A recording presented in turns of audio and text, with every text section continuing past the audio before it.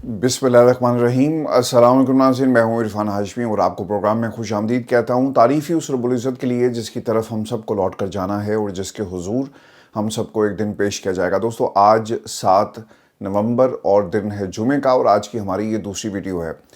पाकिस्तान में 27वीं तरमीम एक बतौर हथियार अब रियासत के हवाले की जा रही है और 27वीं तरमीम के ज़रिए पाकिस्तान में आज के बाद अब एक नए दौर का आगाज़ होगा। ये दौर पाकिस्तान की जमहूरियत के लिए तो अच्छा नहीं होगा, लेकिन पाकिस्तान में कुछ लोगों के लिए ये दौर एक खुशखबरी लेकर आया और कुछ लोगों के हालात बदलने वाले हैं। पाकिस्तान में अब एक नई तर्ज हुकूमत, एक नया इत्तेहाद, या ये कहा जाए कि सियासत का अंदाज़ बदल चुका है। माजी में जो डीलें खुफिया कमरों में होती रही और फिर हुकूमतें गिरने के बाद इन डीलों का ज़िक्र आपको अखबारात में इन्वेस्टिगेटिव स्टोरीज़ की शक्ल में नज़र आता था, लेकिन अब लोग खुल्लम खुल्ला इन डीलों का एतराफ़ करते हैं। पाकिस्तान में जमहूरियत के ख़िलाफ़ लोग टेलीविज़न चैनल्स पर बैठकर खुलकर बात करते हैं और पाकिस्तान की जमहूरियत इस काबिल नहीं है कि इसे मज़ीद चलाया जा सके। हमें ये आर्गूमेंट पेश किया जाता है। अब ये नया हथियार और इसको लाने वाले और पाकिस्तान में जो इत्तेहादी हैं इस हुकूमत के, वो क्या काम कर रहे हैं व्यूअर्स, इसकी तफसील मैं आपके सामने रख देता हूँ। पहली चीज़ जो बताई जाती है कि आईनी अदालत के क़याम का सबसे पहले ख्याल जो है वो मिसाक जमहूरियत में पेश किया गया और इसे मिसाक जमहूरियत के साथ जो है वो बार बार नथी किया जा रहा है। आईनी अदालत, जब आपको याद होगा कि 26वीं तरमीम आई तो उस वक्त भी ये सवाल उठाया गया कि हमें एक अलग से कॉन्स्टिट्यूशनल कोर्ट बनानी चाहिए और एक आईनी बेंच के ज़रिए ये मामलात हल नहीं हो सकते। जिन लोगों ने ये स्क्रिप्ट लिखा था उनका ये ख्याल था कि अगर आईनी बेंच और आईनी अदालत का मामला अभी हमने उठाया तो यकीनन शायद हमें सपोर्ट ना मिल सके, तो उस वक्त आईनी बेंच के ज़रिए काम लिया गया और फिर कुछ लोगों की वफ़ादारी चेक करना भी मकसूद था कि वो सिस्टम को किस तरह से फैसिलिटेट करते हैं और मकासद हल होंगे या नहीं। उसमें आईनी अदालत से जो पहला फ़ैसला था वो लिया गया, मखसूस नशिस्तें, मिलिट्री कोर्ट्स और फिर पाकिस्तान में जो बल्ले का निशान और फिर दीगर मामला जो हैं वो आपको आईनी अदालत की ही प्रोडक्ट नज़र आते हैं, जिन्हें बतौर हथियार पाकिस्तान तहरीक इंसाफ के ख़िलाफ़ इस्तेमाल किया गया और अब तक ये किया जा रहा है। तो अब ये वफ़ादारियाँ, जब ये कंफर्म हो गया कि ये वफ़ादार रहेंगे, दिलदार रहेंगे और डट के खड़े रहेंगे हमारे साथ, जिस तरह इमरान खान हमारे मुखालफत में खड़ा है, तो उन लोगों ने अब एक नई अदालत का बनाने का ऐलान किया। पाकिस्तान पीपल्स पार्टी के पास कॉन्स्टिट्यूशनल कोर्ट की एक बहुत बड़ी दलील मौजूद है कि मिसाक जमहूरियत, तो सर अगर आईन पाकिस्तान कोई सहीफ़ा नहीं, कुरान व हदीस नहीं, जिसे तब्दील नहीं किया जा सकता, उसी तरह ये मिसाक जमहूरियत भी कोई सहीफ़ा नहीं जिसकी आप बार बार हमें एग्जाम्पल्स देते हैं। और याद रखिएगा, जब मिसाक जमहूरियत किया गया तो हमें ये ज़रूर देखना होगा कि इस मिसाक के अंदर कौन कौन सी जमातें शामिल थी।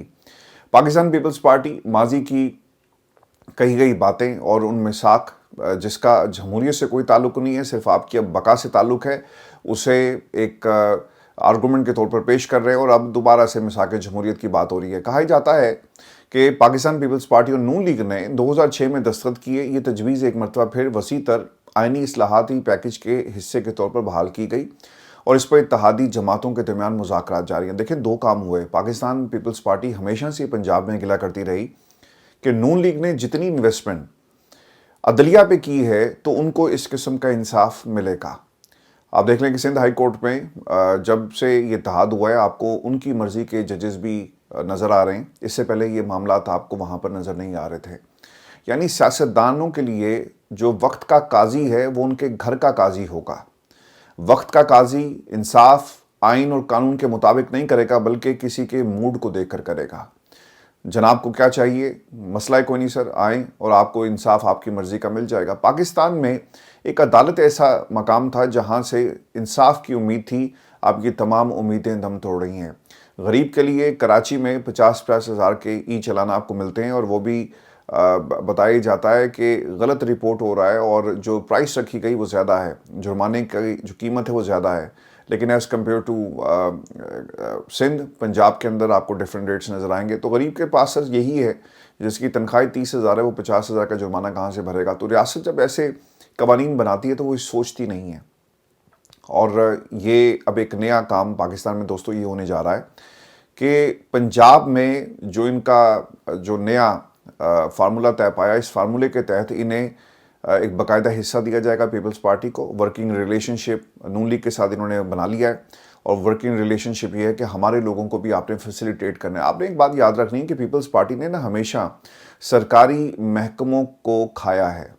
سرکاری محکموں کے اندر انہوں نے اپنے کوٹے سے لوگوں کو بھرتی کروایا, اور بعد میں وہ وائٹ ایلیفنٹ میں کنورٹ ہو گئے ادارے. آپ کے سامنے پاکستان انٹرنیشنل ایئر لائن کی مثال ہے, اور اب ہم اسے بیچنے جا رہے ہیں. تو اب ایک نئے اصول کے مطابق نئی عدالتیں, ان عدالتوں میں ایک جو ریپرزنٹیشن ہے وہ سندھ کی بھی ہوگی, اور اس کے ساتھ ساتھ پنجاب میں بھی ان کے لا آفیسرز جو ہیں ان کو انڈکٹ کیا جائے گا. تو سر یہ وہ اتحاد ہے. اب جو مزید تفصیلات سامنے آئی ہیں, پلان کے مطابق آئینی عدالت کے ججوں کی ریٹائرمنٹ کی عمر بتایا جاتا ہے کہ 68 برس ہوگی. 3 سال سر انہوں نے بڑھا دیے, 65 برس پہلے تھی, اب 68 سے کر رہے ہیں, اور یہ حد سپریم کورٹ کے ججوں کی ریٹائرمنٹ کی عمر سے 3 سال زیادہ ہے. سپریم کورٹ کے ججز 65 برس کی عمر کو پہنچ کر ریٹائرڈ ہوں گے. توقع ہے کہ جسٹس امین الدین خان آئینی عدالت کے پہلے چیف جسٹس ہوں گے. دیکھیں انہوں نے ایک اور کام یہ کیا کہ سپریم کورٹ آف پاکستان میں وہ لوٹ جو عمران خان کو یا اینٹی اسٹیبلشمنٹ ہے اس کو بھی ابھی ختم کریں گے. ٹھیک ہے یار, 65 سال آپ کو ہو گیا, آپ گھر جائیں. ہم سپریم کورٹ یعنی اس سپریم کورٹ میں بھی اپنی مرضی کے ججز کو لے کر آئیں گے. یہی ہوگا نا, اور پھر یہاں پر بھی آپ کی مرضی کے ججز. تو پورا عدلیہ کا نظام اس وقت کنٹرول ان لوگوں نے کر لیا ہے, اور اب ججز پریس کانفرنس کریں, سڑکوں پر نکلیں. سر اب آپ 10-15 سالوں کے لیے یا اس سے زیادہ کا وقت جو نظر آ رہا ہے, اب بھول جائیں کہ پاکستان میں اب کوئی انصاف, آئین, قانون یا پھر حکومت کے فیصلے, اتحادیوں کے فیصلے, اسٹیبلشمنٹ کی طاقت, آپ اس طاقت کا کوئی توڑ نکال سکیں. ایک ہی راستہ انقلاب کا, اور میرا خیال ہے کہ پاکستان کی عوام میں وہ ڈی این اے ہی نہیں ہے کہ جو آپ کو انقلاب سڑکوں پہ برپا کرتی ہوئی نظر آئے. تو ان کے ڈی این اے کا سر مسئلہ ہے. یہ کرکٹ میچ کے لیے تو جا کر میچ دیکھیں گے, باقی معاملات بھی دیکھ سکتے ہیں, لیکن اپنے حقوق کے لیے یہ آپ کو کبھی بھی باہر نکلتے ہوئے نظر نہیں آتے. انفارچونیٹ ہے, لیکن یہ پاکستان کی ایک ایسی ریئلٹی ہے جسے ہمیں تسلیم کرنا پڑے گا. 68 سر اس کی عمر ہو گئی ہے. اس کے ساتھ ساتھ ریٹائرمنٹ کی عمر میں 30 سال زیادہ ہے. سپریم کورٹ کے ججز 65 برس کی عمر کو پہنچ کر ریٹائر ہوں گے, اور توقع ہے کہ جسٹس امین الدین صاحب, لیں سر لاٹری نکل آئی ہے امین الدین صاحب کی, اور ان کی ریٹائرمنٹ سے پہلے یہ جو عمر ہے اس میں اضافہ کر دیا جائے گا. دیکھیں مراد ہیں, ٹیکا ہے, گورنمنٹ ہے, اسٹیبلشمنٹ ہے, سب کچھ سر آپ کی جیب میں ہے جب آپ ان کی خدمت کریں گے. اور ہم جس سوسائٹی میں دوستوں رہتے ہیں نا, وہاں پہ سر اسی قسم کا نظام ہے, پاور.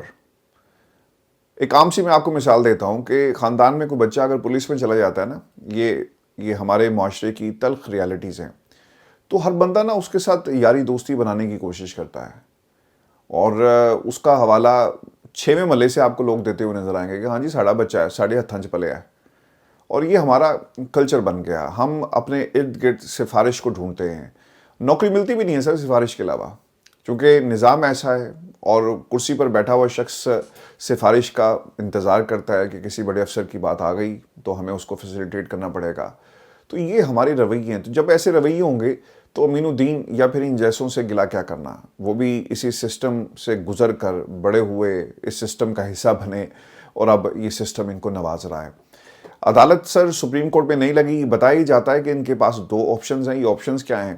ایک تجویز ہے کہ یہ عدالت اسلام آباد ہائی کورٹ کی عمارت میں ہوگی, اور ایسا ہونے کی صورت میں اسلام آباد ہائی کورٹ کو اپنی پرانی جگہ یعنی سیکٹر G9 میں منتقل کیا جائے گا. دوسرے آپشن کے مطابق امکانات ہیں کہ جس کے تحت آئینی عدالت فیڈرل شریعت کورٹ کی عمارت میں قائم کی جائے گی, اور اس کے حوالے سے کنفرمیشن بھی آ گئی کہ ایسا ہونے جا رہا ہے. چونکہ تفصیلات کے مطابق اسلام آباد ہائی کورٹ کی ایک منزل کو خالی کرایا جا رہا ہے. پھر بھی اس میں آپ کو یہ بتا دوں کہ جو فیڈرل شریعت کورٹ کی عمارت میں جو عدالت ہے یہاں پر شفٹ کیا جائے گا سپریم کورٹ آف پاکستان یعنی آپ کی کانسٹیٹیوشنل کورٹ کو, اور اس صورتحال کے پیش نظر وفاقی سروس ٹریبونلز FST کو اسی عمارت کی پہلی منزل پہ منتقل کیا جائے گا. ذرائع یہ بھی بتاتے ہیں کہ آئینی عدالت نے 7 ججوں میں سے 5 کو موجودہ سپریم کورٹ بینچ سے منتخب کیا جائے گا.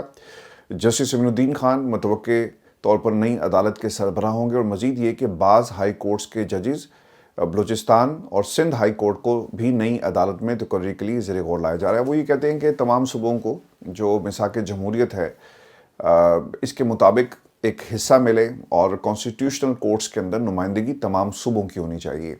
حکام کے مطابق مجوزہ آئینی عدالت صرف آئینی معاملات سے نپٹے گی, جس سے سپریم کورٹ کا بوجھ کم ہوگا اور آئینی تنازعات کے تیز تر فیصلے ممکن ہوں گے، یہ وہ تصور ہے جو مساق جمہوریت میں طے کیا گیا تھا، لیکن اس پر ابھی تک عمل نہیں ہوا۔ سن کے ہنسی آتی ہے نا کہ مساق جمہوریت، democracy is the best revenge, روٹی کپڑا مکان۔ ان کے بچوں کو سے روٹی بھی ملتی ہے، کپڑا بھی مل گیا، مکان محلات مل گئے، لیکن ہمارے بچے سر وہیں کے وہیں کھڑے ہیں، کچھ بھی نہیں ان کو ملتا۔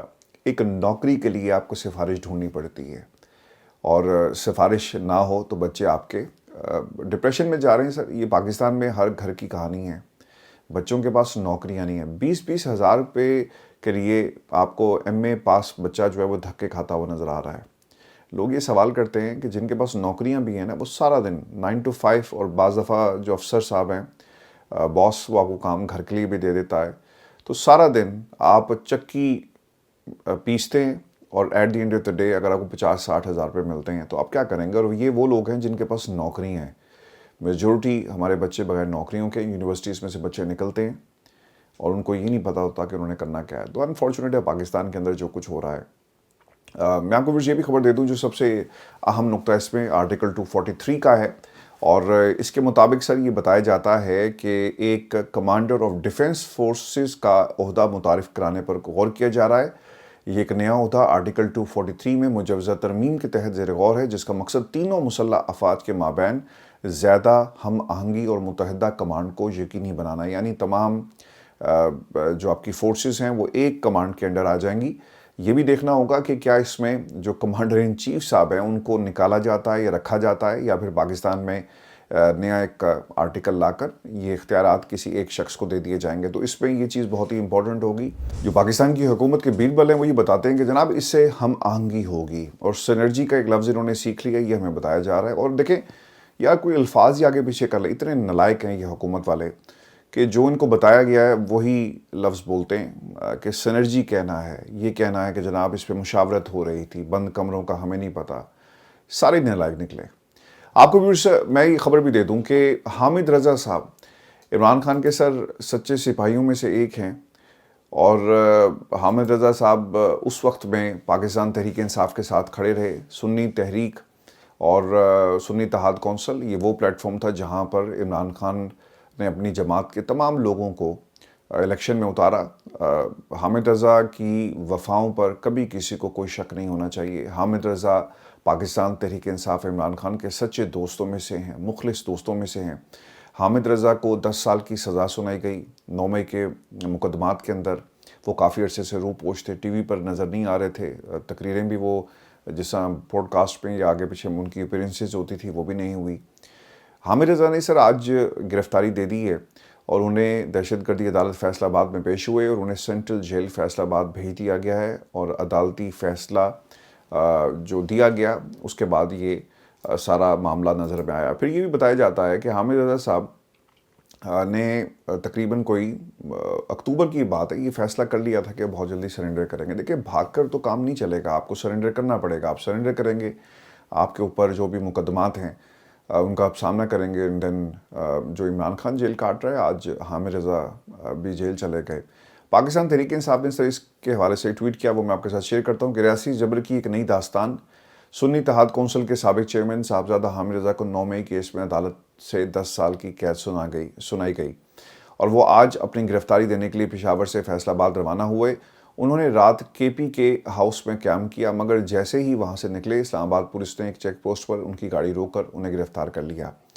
قائم مقام چیئرمین سنی اتحاد کونسل صاحبزادہ حسن رضا نے گرفتاری کی تصدیق کر دی، جبکہ حامد رضا اپنی گرفتاری دینے کے بعد الیکشن رکوانے اور سزا کے خلاف اپیل بھی دائر کرنا چاہتے تھے، لیکن خیر یہ نہیں ہوگا۔ سر یہ دور گزر جائے گا، تاریخ ضرور یاد رکھے گی، پاکستان کی عوام یاد رکھے نہ رکھے۔ جتنا پاکستان کی عوام نے سر مایوس کیا ہے نا، سوری ٹو سے مجھے یہ الفاظ استعمال کرنے پڑ رہے ہیں، لوگ اپنے حصے کی کوشش کر رہے ہیں۔ کوئی صحافی جتنا تگڑا ہے، جتنا وہ برداشت کر سکتا ہے، وہ اس نظام کے اوپر تنقید کر رہا ہے۔ وہ لوگ جو روزی روٹی کے چکر میں سارا دن مارے پھرتے ہیں، جب رات کو وہ تھک جاتا ہے نا، وہ بھی ضرور سوچتا ہوگا دل میں کہ یہ کیسی حکومت ہے اور یہ کیسا نظام ہے۔ یعنی ہر شخص اپنی کیپیسٹی کے مطابق کوشش کر رہا ہے، لیکن قوم کو یکجا ہو کر جو کوشش کرنی چاہیے تھی اس نظام کے خلاف، وہ ہمیں کہیں نظر نہیں آئی۔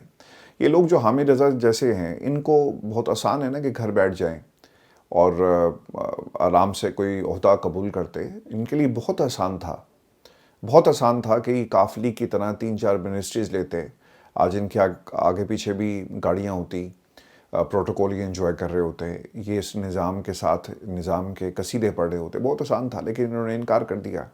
وہ لوگ جو اپنی جان بچا کر پاکستان سے چلے گئے, بہت آسان تھا کہ سسٹم کے آگے سرنڈر کر دیتے. مجھ سے نا اکثر دوست یہ سوال کرتے ہیں کہ آپ تو سیٹھی صاحب کے ساتھ پروگرام کرتے رہے اور بڑا آپ کا نون لیگ کے اندر انٹرفیرنس ہے, اور ابھی بھی لوگ مجھ سے یہ سوال کرتے ہیں تانوں کی ہویا.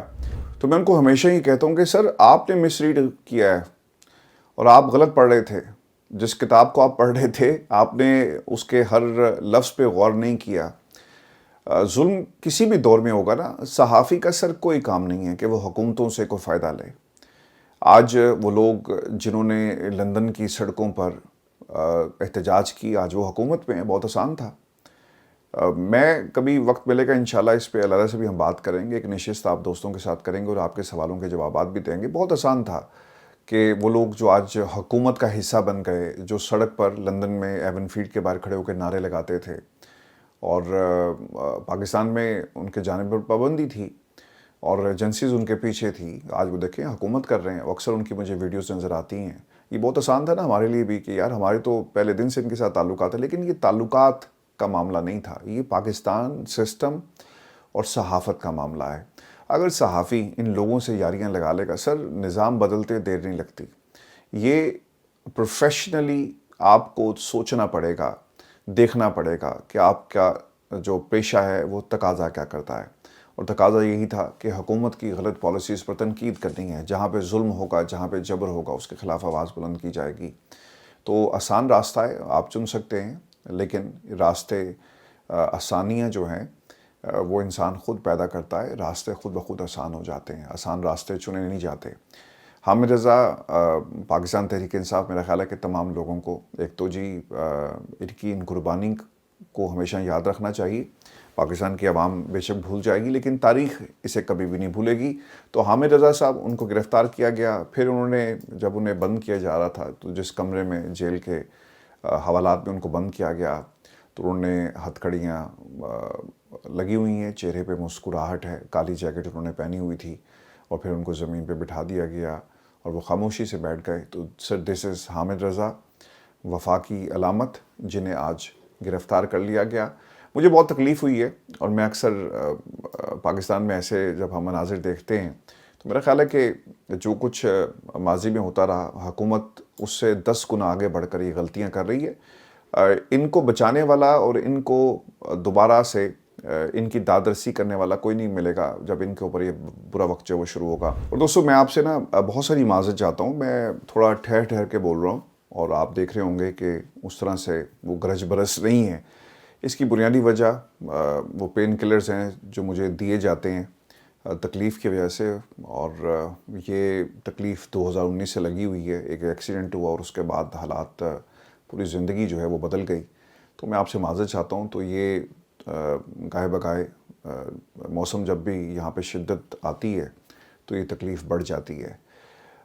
تو انشاءاللہ 1-2 دن میں ٹھیک ہو جائیں گے. آپ کو بھی یہ بھی خبر دیں کہ کل رات پتہ ہی چلا کہ سہیل حفیظ صاحب کی گرفتاری کا معاملہ تھا, کے پی ہاؤس میں چھاپے مارے گئے. تو آج ایڈوکیٹ فتح اللہ برکی صاحب جو ہیں وہ گئے, انہوں نے اسلام آباد میں مقدمہ نمبر 1032 تھانہ کوثار وہ بتاتے ہیں کہ مقرر تھا. یہ وہی کیس ہے جس میں گزشتہ رات وزیر اعلیٰ خیبر پختونخوا محمد سہیل آفریدی اور صوبائی صدر جنید اکبر خان کے وارنٹ گرفتاری جاری کیے گئے. یہ وارنٹس غیر قانونی 2024 کے پرانے وارنٹس تھے. جج صاحب نے واضح کیا کہ انہوں نے کوئی نئے وارنٹس جاری نہیں کیے. انہیں وارنٹس کی تعمیل کے لیے کل secretariat police Khyber Pakhtunkhwa house گئی. پشاور ہائی کورٹ کے ضمانت کے احکامات پہلے ہی متعلقہ تھانے میں جمع کروائے جا چکے ہیں, لیکن آپ نے ایسا کام کرنا ہے.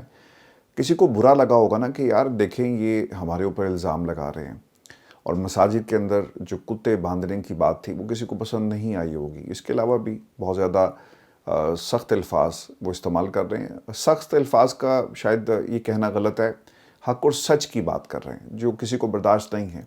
لیکن پتہ ہی چلا جی کہ ایڈوکیٹ فتح اللہ برکی صاحب بھی بتا رہے ہیں کہ اس کیس کی کوئی حقیقت نہیں ہے. آلریڈی یہ کیس جو ہے وہ اسلام آباد وہ عدالت کی ضمانت جو ہے وہ موجود ہے۔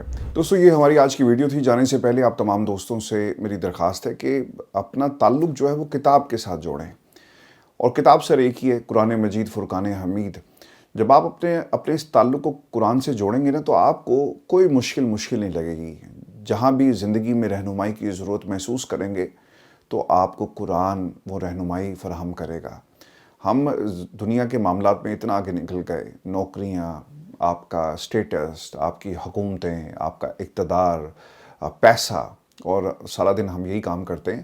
تو میرا خیال ہے کہ ان 24 گھنٹوں میں سے کم از کم آدھا ایک گھنٹہ قرآن کو سمجھنے میں ہمیں لگانا چاہیے۔ ہمیں تلاوت کرنی ہے قرآن کی، اور پھر ترجمے کے ساتھ پڑھیں۔ آپ کے لیے بہت ساری آسانیاں اللہ تعالیٰ جو ہے وہ پیدا کرے گا۔ میرے چچا اللہ جنت نصیب کرے مرحوم سید افتخار حیدر کینیڈا میں ان کا انتقال ہوا کچھ ماہ پہلے۔ اگر آپ کینیڈا سے ہیں تو آپ ان کو ضرور جانتے ہوں گے۔ آواز ٹی وی پر انہوں نے بہت سارے پروگرامز بھی کیے، اور زبردست قسم کے شاعر، بہترین شاعری ان کی کربلا کے حوالے سے اور پھر اسلام کے حوالے سے انہوں نے بہت سارا کام کیا۔ حمد و نعت میں ان کا بہت سارا کام ہے، اور پھر قرآن پاک کی تفسیر، قرآن کے اوپر ان کی بہت ساری ریسرچ ہے، بہت ساری کتابیں میں مجھے اتفاق ہوا ان کا پڑھنے کا۔ تو ایک خیال ضرور ذہن میں آیا کہ ہم جس کرسی پر بیٹھتے ہیں نا ڈیلی، اور لاکھوں کی تعداد میں آپ لوگ ہمیں سنتے ہیں، اور میں نمبرز دیکھ رہا تھا کہ کراچی میں 3.5 لاکھ سے 5 لاکھ فگرز آئی ہیں سر ایک ہفتے کی، جو لوگ ہمیں کراچی میں سنتے ہیں۔ تو کیوں نہ ہم اس پلیٹ فارم کو اللہ کے لیے، اللہ کے نام کو پھیلانے کے لیے ہم ضرور جو ہے یہاں سے یہ کوشش کریں، اور اللہ تعالیٰ اسے قبول کرے۔ اپنے اس تعلق کو قرآن کے ساتھ جوڑیں، کوئی مشکل نہیں رہے گی، آپ کے لیے آسانیاں جو ہیں اللہ تعالیٰ ضرور پیدا کرے گا۔ اپنا خیال رکھیے گا، اجازت دیجیے، اللہ نے کہا۔